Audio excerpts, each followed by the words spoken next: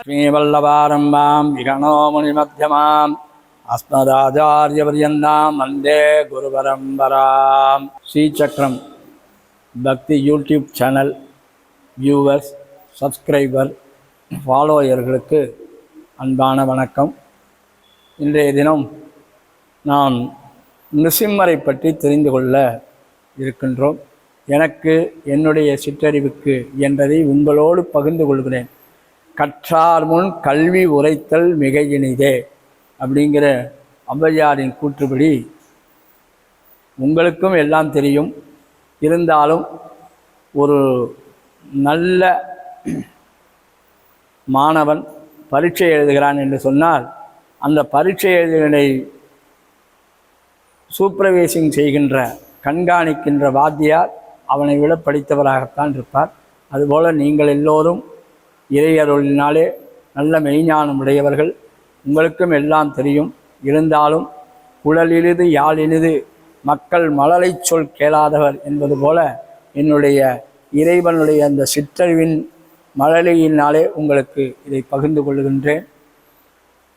இந்த நிருசிம்ம ஜெயந்தி அப்படிங்கிறது போன மாதம் 24ஆம் தேதி ஒரு நிருசிம்ம ஜெயந்தி நடந்தது. இப்போ வர 8ஆம் தேதி ஒரு நிருசிம்ம ஜெயந்தி. இது என்ன சார் ஒரே குழப்பம் அப்படின்னு, இதில் நாம் குழம்ப வேண்டிய அவசியமே இல்லை.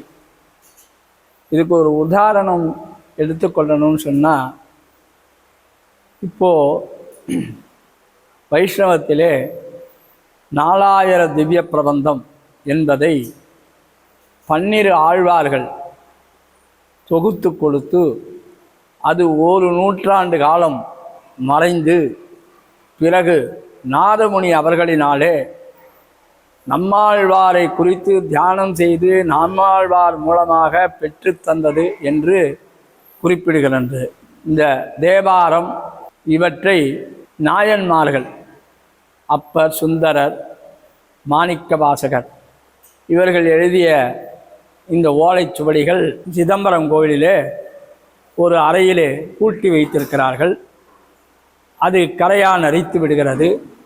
ராஜராஜ சோழன் அதை மீட்டு எடுத்து அந்த இதை எழுதுகிறான். ஆக ரெண்டுமே ஒன்று தான்.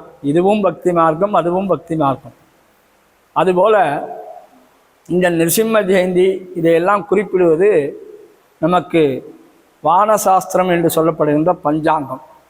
இந்த பஞ்சாங்கங்கள் திருக்கணித பஞ்சாங்கம், வாக்கிய பஞ்சாங்கம் என்று இருக்கிறது. இந்த வாக்கிய பஞ்சாங்களே, அதாவது சூரிய உதயத்தையும் அஸ்தமனத்தையும் வைத்துத்தான் பஞ்சாங்கங்கள் கணிதப்படுகிறது. அப்படி பார்க்கின்ற பொழுது சூரிய உதயம் என்பது தமிழ்நாடு முழுவதும் ஒரே அளவு கிடையாது. குறிப்பாக தமிழ்நாடு முழுவதும், அதுக்கப்புறம் நம்ம வடக்கு தேசங்கள்லாம் அப்புறம், தமிழ்நாடு முழுவதும் ஒரே அளவு கிடையாது. மெட்ராஸில் 6:05ன்னா தஞ்சாவூரில் 6:10க்கு சூரிய உதயம். தஞ்சாவூரில் 6:10க்கு சூரிய உதயம்னா கன்னியாகுமரியில் 6:22க்கு சூரிய உதயம். இப்படி இடத்துக்கு இடம் மாறுபடும். இந்த மாறுபடுகின்ற அந்த இதை வாக்கியத்தின் மூலமாக துல்லியமாக கணிப்பார்கள். அப்படி கழிக்கின்ற பொழுது நமக்கு 365 நாள் ஒரு ஆண்டுக்கு, அது லீப்பரிடம். இதையெல்லாம் கணக்கு பண்ணி நமக்கு சொல்லுவது இந்த பஞ்சாங்கங்கள். அந்த வகையிலே இப்போ இங்கே பார்த்தீங்கன்னா வேலூர் பக்கத்தில் ஆற்காடு சீதாராமய்ய பஞ்சாங்கம், தஞ்சாவூர் பக்கம் பார்த்தீங்கன்னா கஞ்சனூர் பஞ்சாங்கம், 48 ஆற்காடு பஞ்சாங்கம். இப்படி இடத்துக்கு இடம் பஞ்சாங்கம் மாறுபடும். இந்த பஞ்சாங்கங்களுக்கு குறிப்பிடுகிறது தான் இந்த மாதிரியான வைபவங்கள். அதனால தான் நமக்கு இந்த மாதிரியான ஒரு நிகழ்வு ஏற்படுகிறது. ஆக இரண்டுமே நமக்கு அவரவர்கள் எந்த பஞ்சாங்கத்தை அனுஷ்டானம் செய்கிறார்களோ அதன்படி அந்த நரசிம்ம ஜெயந்தியை கொண்டாடி கொள்ள வேண்டியது.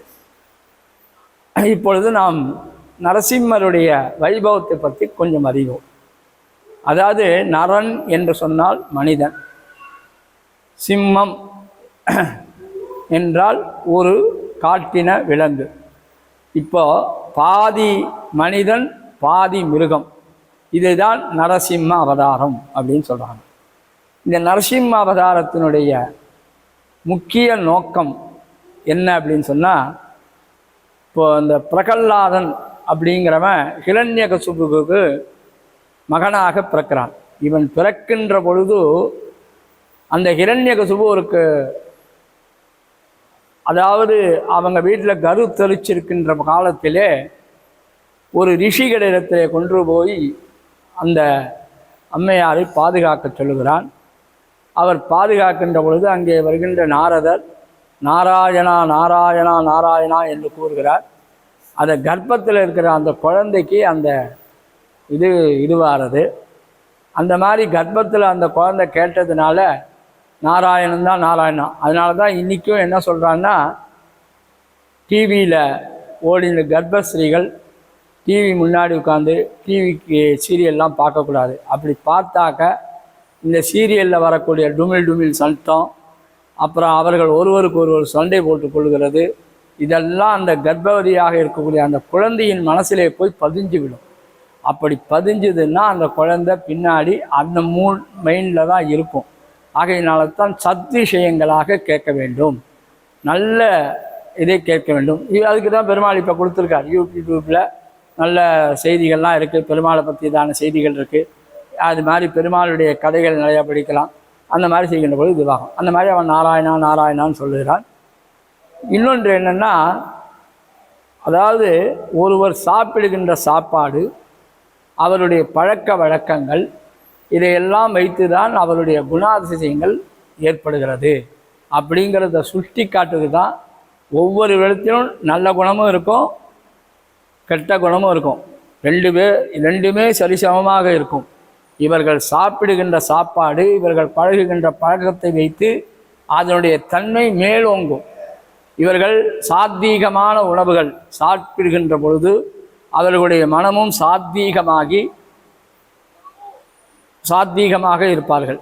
அதையே கொஞ்சம் இதுவான ஆகாரங்களை உட்கொள்கின்ற பொழுது அது அந்த தன்மை மேலோங்கும். இதை காட்டுவதுதான் நரசிம்ம அவதாரம். நரன் பாதி, மிருகம் பாதி. ஒவ்வொருவரும் என்னை எடுத்துக்கொண்டாலும் என்னிடத்திலும் கோபம் குடிகொண்டிருக்கும்.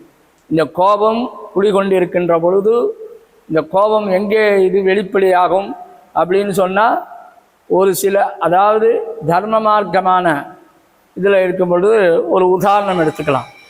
இப்போ நாம் ஒரு பிச்சைக்காரர், நம்ம ஒரு 10 பைசா மாற்றி எடுத்துன்னு போகிறோம், எல்லாருக்கும் கொடுக்குறோம். அந்த மாதிரி கொடுக்கின்ற பொழுது ஒரு தடவை வாங்கினவர் திருப்பி வரும்பொழுது நமக்கு கோபம் வரும்.